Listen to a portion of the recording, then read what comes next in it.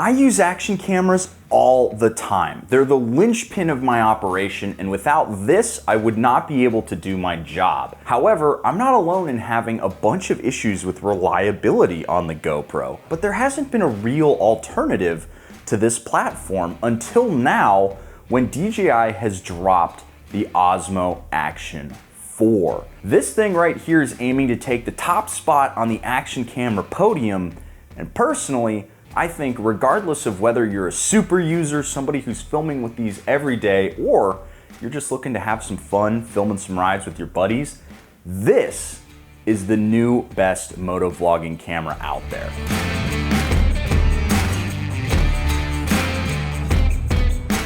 So clearly this is a different style of video than we're used to, but DJI reached out to me and they had a really interesting opportunity to test out this camera, and they are actually sponsoring this video.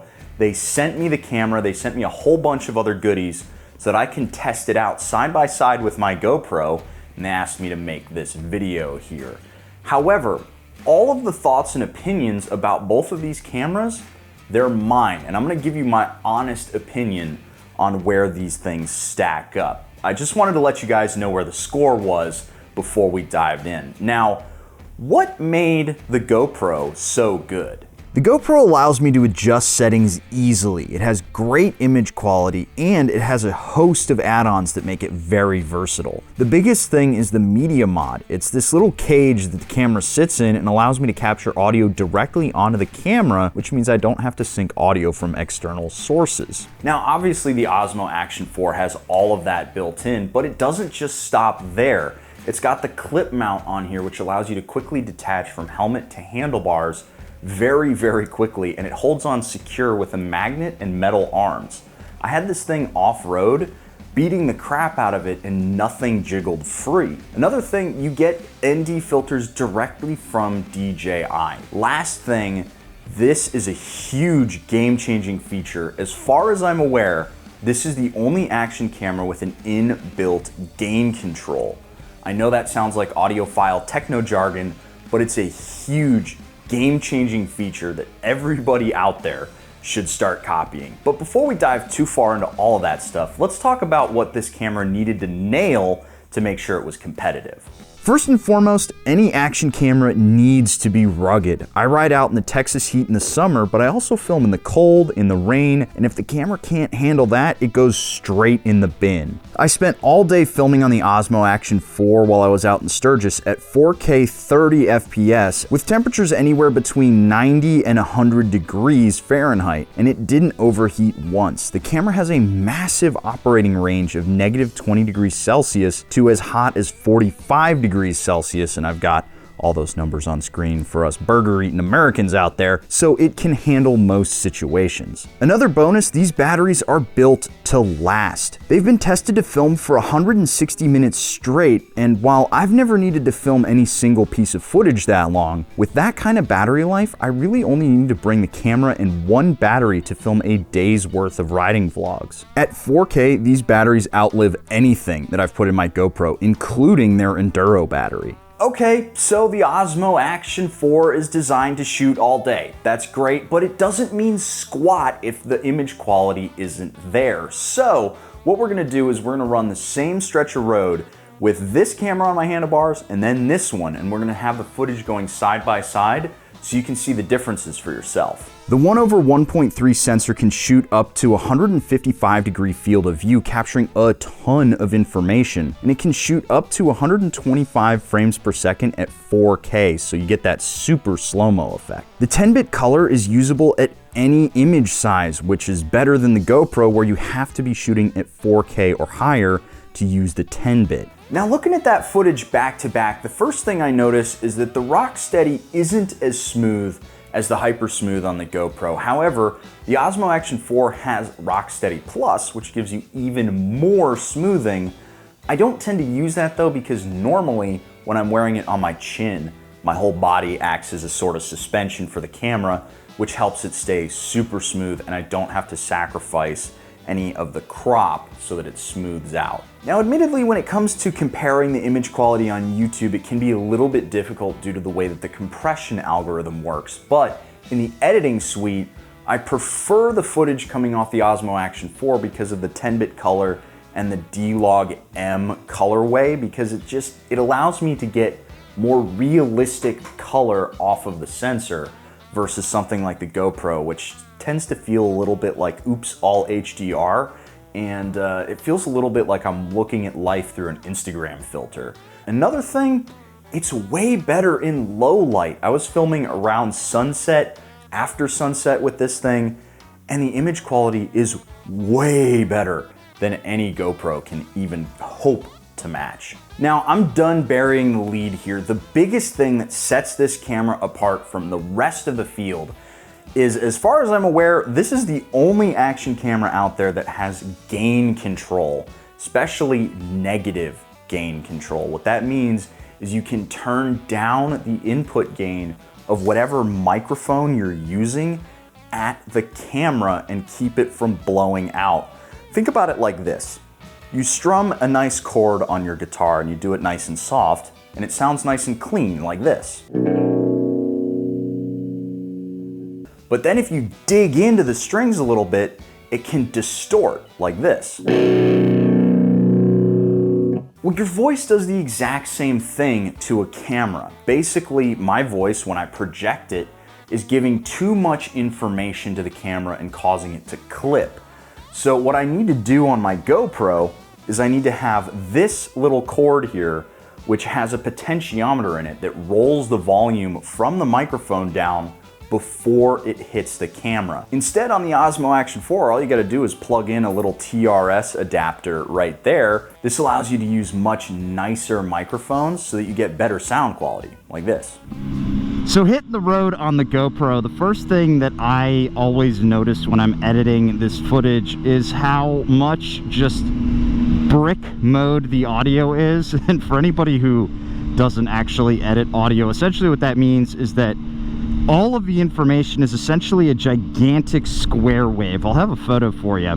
Also, this microphone is not designed for really rigorous audio capture. It's literally an Xbox mic, and yeah, you can get decent ones, but the quality control on stuff coming from Amazon, you never know what you're getting. It's definitely a bit of a mixed bag. So let's switch over to the Osmo Action 4 so you can hear the difference. And now you're hearing things on the Osmo Action 4 with the very nice Sony ECM mic that I use whenever I'm recording pieces to camera.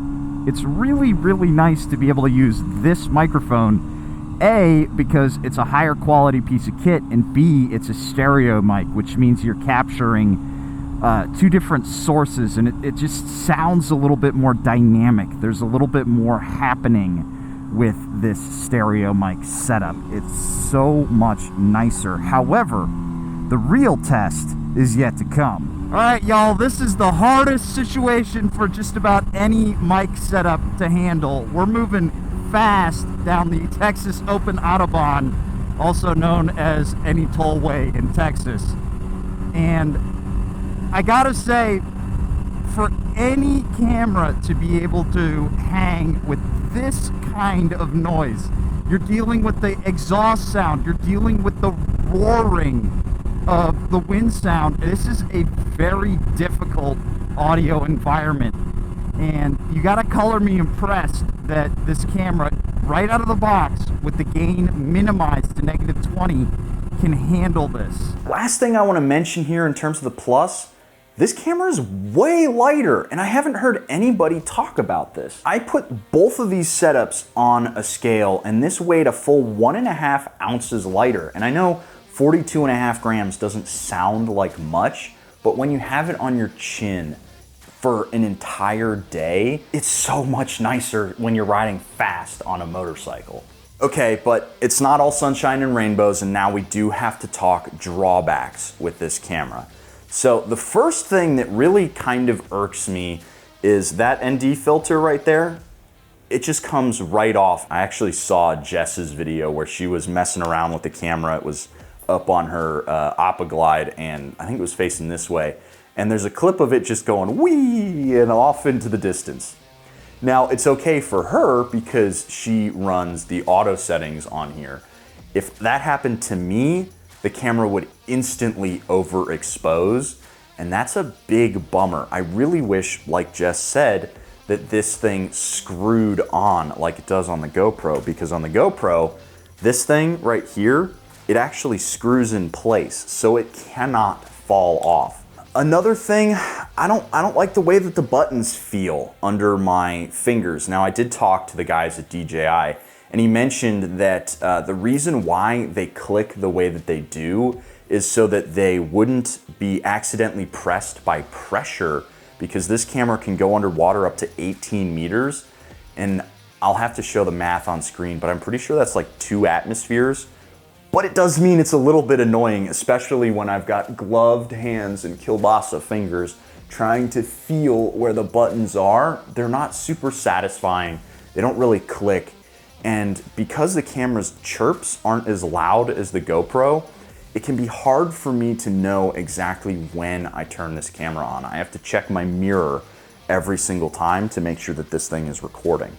Lastly, I do have to bring this up. It's not a fault necessarily with the camera, but this audio cable situation, it's not great. I really wish I didn't have to rely on some third-party Amazon junk so that I could film good quality audio. I would prefer to have a solution from DJI that would block off that port right there, keeping the camera watertight, so I didn't have to worry about filming in the rain. I'm hoping that they do bring something out in the next few months and weeks so that we can have further support for this thing.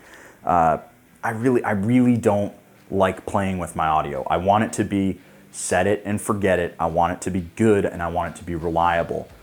The Amazon stuff, it's not super reliable. Now let's talk price, because that is something super important with these cameras. Base model you're gonna get for $400, $399. It comes with the camera, a couple of mounts, a battery, the same stuff you can expect to get with a GoPro. But in order to get a GoPro to do the things I need it to do, I need to go spend another $80 on a media mod, and I need to go spend $100 on an ND filter. Another thing, if you're gonna buy this, get the adventure pack, because it has this battery pack that holds up to 3 batteries. It's a quick charger.